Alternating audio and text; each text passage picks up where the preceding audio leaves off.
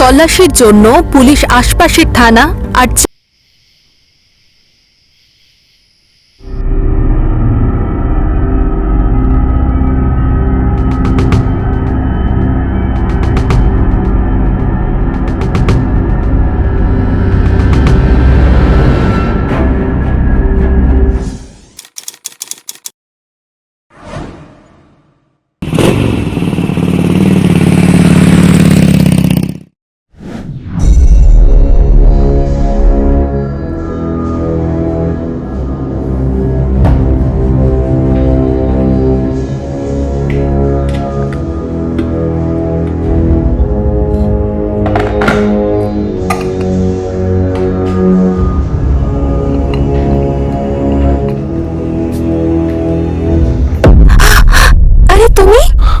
গিয়েছিলাম তো।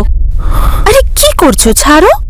আরে এর জন্য তোমার পারমিশনের কোনো প্রয়োজন নেই।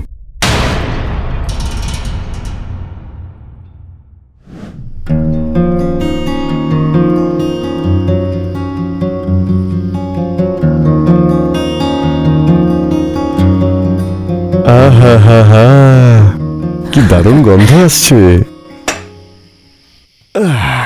পিঙ্কুকে দিয়ে এলে দিদার বাড়িতে? হ্যাঁ, ওকে দিয়ে এসেছি। তুমি তো জানোই, যখন স্কুলে 3-4 দিন ছুটি থাকে ও জেদ করে দিদার বাড়িতে যাব, দিদার বাড়িতে আমাকে দিয়ে এসো। আর ওখানে গেলেই ও খুব ভালো থাকে। এটা তো একদম ঠিক বলেছো তুমি। রনক, রনক, আরে তাড়াতাড়ি খেতে আয়। আরে ও তো বাড়িতে নেই, আর ওকে ফোনেও পাচ্ছি না। কোথায় গেছে? বললো যে কিছুক্ষণের মধ্যে চলে আসবে। এখন তো অনেক দেরি হয়ে গেছে, 9:30 বেজে গেল। এবার আমার খুব টেনশন হচ্ছে। টেনশন করো না, হয়তো কোনো বন্ধুর বাড়িতে গেছে। আমি এখনই ফোন করে দেখছি।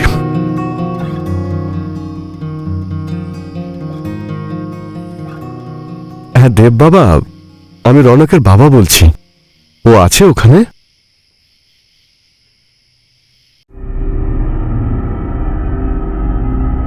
কিছু জানতে পারলে? এরকম তো ও কখনোই করে না। না, ওর কোনো বন্ধুর বাড়িতেই যায়নি। তুমি চিন্তা করো না, ও চলে আসবে। আমার খুব টেনশন হচ্ছে, ও আবার কোনো বিপদে যেন না পড়ে। প্লিজ প্লিজ তুমি কিছু করো, প্লিজ কিছু করো, প্লিজ প্লিজ প্লিজ কিছু করো।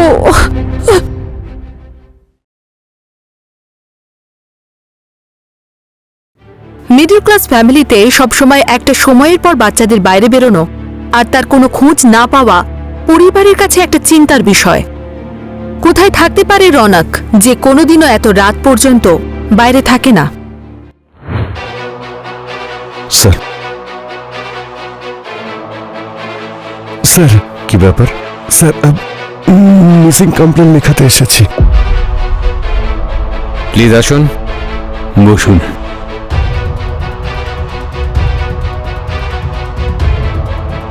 আচ্ছা বলুন, কে নিখোঁজ? আমার ছেলে রনক আজ সন্ধ্যাবেলা বাড়ি থেকে বেরিয়েছে, এখনো বাড়ি ফেরেনি। কত বছর বয়স আপনার ছেলের? মাত্র 17 বছর বয়স। চলে আসবে, হয়তো কোনো বন্ধুর বাড়িতে গেছে। আসলে আমরা 48 ঘন্টা না কাটলে কারো মিসিং কমপ্লেন তো নিতে পারি না। কিন্তু স্যার, আজ পর্যন্ত তো এরকম হয়নি। ও যখনই লেট করতো আমাদের ফোন করে আগেই জানিয়ে দিত। আর আজকে তো আমার ছেলেকে ফোনেও পাচ্ছি না। স্যার প্লিজ কিছু করুন স্যার। ঠিক আছে ঠিক আছে, আপনাদের কাছে রনকের কোনো ছবি আছে? হ্যাঁ আচ্ছা স্যার।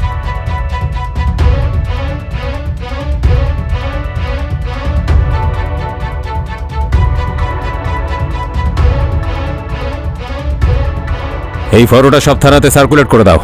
স্যার আপনারা চিন্তা করবেন না, আমরা ওকে ঠিক খুঁজে বের করব। আচ্ছা, ধন্যবাদ স্যার, ধন্যবাদ ধন্যবাদ।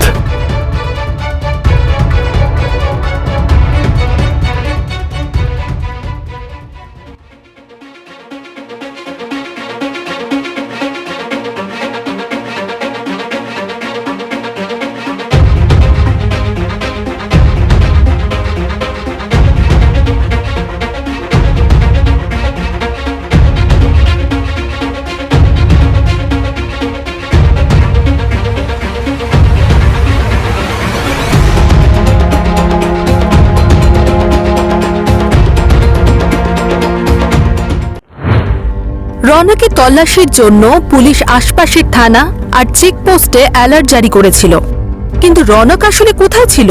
হঠাৎ করে রওনকের এভাবে গায়েব হয়ে যাওয়া, এটা কি কোনো অপরাধের দিকে ইশারা করছে?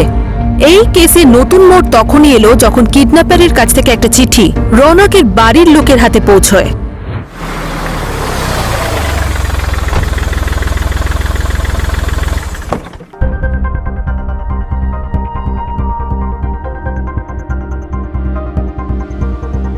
রমেশবাবু, কি হয়েছে? আপনি ফোন করেছিলেন?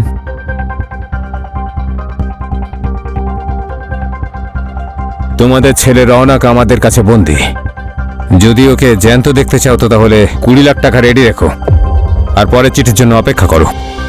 আর যদি পুলিশকে খবর দেওয়ার চেষ্টা করো তাহলে আল্লাহ কসম তোমার ছেলের লাশ পাবে তুমি। আল্লাহ হাফিজ।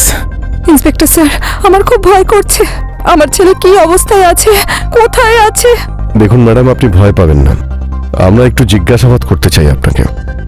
প্লিজ একটু কোঅপারেট করবেন। আপনাদের সঙ্গে কারোর কোনো শত্রুতা বা ঝামেলা আছে? স্যার, আমরা তো সরল সোজা মানুষ, ছোট্ট একটা পরিবার। আমার স্ত্রী রশনি আর আমার 2 ছেলে, বড়টা রনক আর ছোটটা পিঙ্কু। এই হলো আমাদের ছোট্ট একটা পরিবার। আমাদের সঙ্গে কারোর কোনো ঝামেলা কেন থাকবে, আর কি শত্রুতা থাকবে? কাউকে সন্দেহ হয় আপনাদের? মানে এই রনকের কিডন্যাপিং হওয়ার আগে কি এইরকম কিছু হয়েছিল যা থেকে আমরা কোনো সূত্র পাই? না স্যার, সেরকম তো কিছুই হয়নি। আচ্ছা, রৌনকের ঘর কোনটা? এই সিঁড়ির কাছে প্রথম ঘরটা। আমাদের রৌনকের ঘর তল্লাশি করতে হবে, যদি কোনো সূত্র পাওয়া যায় যার থেকে বোঝা যায় যে এসবের পেছনে কে আছে। রমেশবাবু, এই লেটার যেই লিখে থাকুক না কেন, দেখে মনে হচ্ছে ও যে ভাষায় কথা বলে সেটা হলো উর্দু। আপনার চেনা পরিচিতের মধ্যে কেউ এমন আছে যে মুসলিম? না স্যার, তেমন তো কেউ নেই। আপনাদের বাড়িতে কারা কারা যাতায়াত করেন? আমরা 2জন ছাড়া আমাদের বাড়ির মেড আর মধু, যে আমাদের বাচ্চার টিউশন টিচার। একটা কাজ করো স্যার। কনস্টেবলের সঙ্গে যাও, মেয়েটকে জিজ্ঞাসাবাদ করো আর মধুকে থানায় ডাকো। স্যার।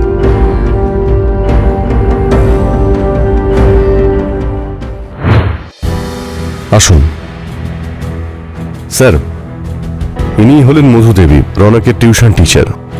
বসুন। স্যার, আমি রৌনকের টিউশন টিচার আগে ছিলাম, এখন আমি ওর ছোট ভাই পিঙ্কুকে পড়াই। কোনো বিশেষ কারণ? স্যার, বিশেষ কারণ তো কিছু নেই। ও এখন হায়ার ক্লাসে চলে গেছে আর আমি 10 অবধি বাচ্চাদের পড়াই। আপনি তো নিশ্চয়ই জানেন রৌনক কিডন্যাপ হয়েছে, সেই জন্যই আপনাকে এখানে ডেকেছি। হ্যাঁ স্যার, আমি জানি, আর আমার খুব টেনশনও হচ্ছে যে রৌনক কি অবস্থায় আছে। মধুদেবী, রৌনক কি কখনো আপনার সঙ্গে কিছু শেয়ার করেছে যে ও কোনো প্রবলেমে আছে? বা আপনার কি মনে হয় যে রৌনকের কিডন্যাপিং এর পেছনে কার হাত থাকতে পারে? কারণ আপনি তো ওর বাড়িতে প্রায় যাওয়া আসা করতেন। হ্যাঁ স্যার, যাতায়াত তো লেগেই থাকে, কারণ সপ্তাহে 5 দিন আমি ওর ভাইকে পড়াই, আর আগে আমি ওকেও পড়াতাম, তাই অনেক বছর ধরেই যাতায়াত আছে স্যার। কিন্তু রৌনক আমার সাথে কোনো কিছু শেয়ার করেনি, আর এমনিতে ও খুব ভালো ছেলে স্যার, না কারোর সাথে ঝগড়াঝাটি হয়, না কোনো প্রবলেম। রৌনকের কোনো মুসলিম বন্ধু বা সেরকম কেউ ছিল? দেখুন, যদি আপনি কিছু জানেন তাহলে আমাদের প্লিজ বলুন, এটা রৌনকের জীবন মৃত্যুর প্রশ্ন। স্যার, রমেশ বাবু আর রশনি দেবীর একটা বন্ধু আছে, ও মুসলিম, আর ওর আগে খুব যাতায়াত ছিল। আগে মানে? স্যার, আগে মানে এই মুহূর্তে ওদের মধ্যে কিছু প্রবলেম চলছে, কারণ রমেশ বাবুর ওর বাড়িতে আসা রশনি দেবীর সঙ্গে কথা বলাটা পছন্দ নয়। আচ্ছা, এদের নামটাম কিছু জানেন? স্যার, নামটা তো আমার মনে নেই। আর হ্যাঁ, আরেকটা জিনিস স্যার, রশনি দেবীর যে মেড আছে ও মুসলিম স্যার। ঠিক আছে, আপনি যান, যদি কিছু দরকার পড়ে তাহলে আপনার সঙ্গে কন্ট্যাক্ট করব। ঠিক আছে স্যার, থ্যাংক ইউ। এই মেয়েদের ব্যাপারে কিছু খবর পাওয়া গেল? এখনো অবধি না স্যার। তাহলে রমেশ বাবু আর রশনি দেবীর কমন ফ্রেন্ডের ব্যাপারে খোঁজ নাও। স্যার।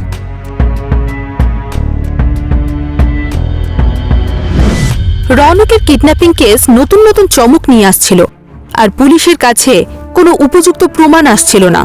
প্রত্যেক দিক থেকে আসা বিভিন্ন তথ্য আলাদা আলাদা মানুষের দিকে ইশারা করছিল, কিন্তু কোনো অ্যাঙ্গেল থেকেই রৌনককে সুস্থভাবে বাড়ি ফিরিয়ে নেওয়ার রাস্তা পাওয়া যাচ্ছিল না।